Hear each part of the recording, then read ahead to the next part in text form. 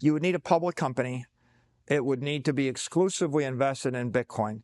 So if a bank wanted to do this, they would need to create some structure that has $50 to $100 billion worth of Bitcoin held in one entity, and then they would have to go do an IPO and take a digital credit product public.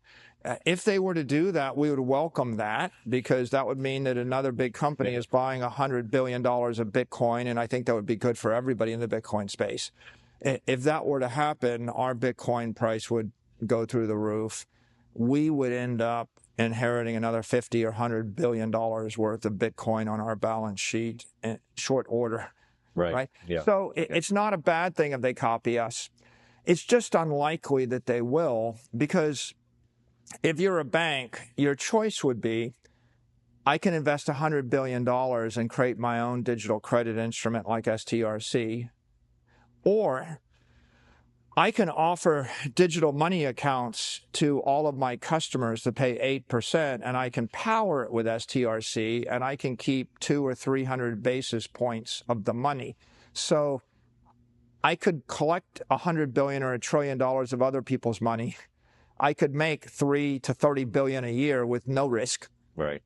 Yeah, that makes sense. And I could do it by partnering with Strategy and buying STRC, and I could do that starting tomorrow. Right. Or I can create my own crypto reactor, and I create my own. And I think, to be clear, there will be more digital credit. SATA is a very successful digital credit instrument offered by Strive.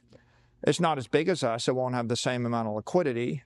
Right, so we will simply provide the most liquid, most well-known digital credit. And if 10 other companies create other digital credit instruments, that's probably good for the ecosystem. And there are some people that will always want to diversify. They'll want 2 or 3. And there are traders that will want to trade in and out. They'll want to buy SATA, sell it, buy Stretch, sell it, etc. So I think it's good to do it.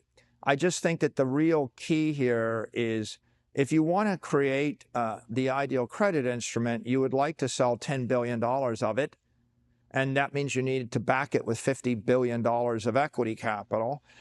And then, if people like it, you might get to $1 billion of liquidity, right? So you're trying to get to $1 billion of liquidity a day, 10, 20, 30 billion of AUM, backed by $100, $200 billion worth of equity.